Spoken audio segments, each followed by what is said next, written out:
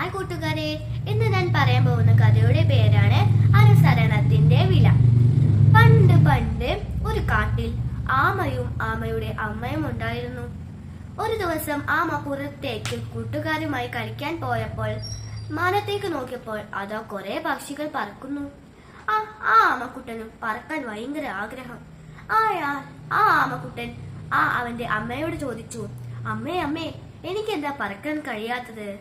അപ്പൊ അമ്മ പറഞ്ഞു, നീ ഒരു മൃഗമല്ലേ കുട്ടി, നിനക്ക് എങ്ങനെ പറക്കാൻ കഴിയും? ആമക്കുട്ടന് വലിയ വിഷമമായി. പക്ഷെ ആമക്കുട്ടൻ തോറ്റു നിന്നില്ല. അവൻ പറക്കാനാവുന്ന അവന്റെ സുഹൃത്തുക്കളോട് ചോദിച്ചു. ആദ്യം അവൻ ചോദിച്ചത് തത്തയോടാണ്. തത്തേ, എനിക്ക് ഇപ്പോൾ എന്ത് മാർഗമാണ് പറക്കാൻ കഴിയുക? അങ്ങനെ തത്ത പറഞ്ഞു, നീ ഒരു മൃഗമാണ് കൊച്ചേ, നിനക്ക് പറക്കാനൊന്നും കഴിയില്ല. അവൻ നിരാശയോടായി. ഒരു ദിവസം അവൻ മുറ്റത്തിരിക്കുമ്പോൾ അവൻ പരുന്തച്ഛനെ കണ്ടു. അവൻ പരുന്തച്ഛനോട് ചോദിച്ചു, പരുന്തച്ഛ, എന്നെ ഒന്ന് പറക്കാൻ സഹായിക്കുമോ? പരുന്തച്ഛൻ പറഞ്ഞു, ഞാൻ നിന്നെ പറക്കാൻ സഹായിക്കാം, പക്ഷേ നീ സ്വന്തമായിട്ട് പറക്കാനല്ല, ഞാൻ നിന്നെ തോളിലേറ്റി പറക്കാം. അങ്ങനെ ആമക്കുട്ടന് സന്തോഷമായി. ആമക്കുട്ടൻ പറക്കാനായി പരുന്തച്ഛന്റെ തോളിൽ കയറി.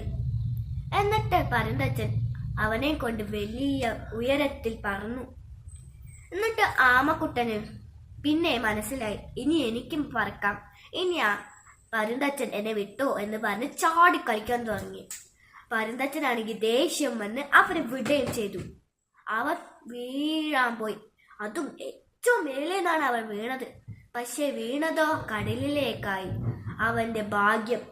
ഈ കഥയിൽ നിന്ന് നമ്മൾ എന്താണ് കൂട്ടുകാരെ പഠിക്കേണ്ടത്?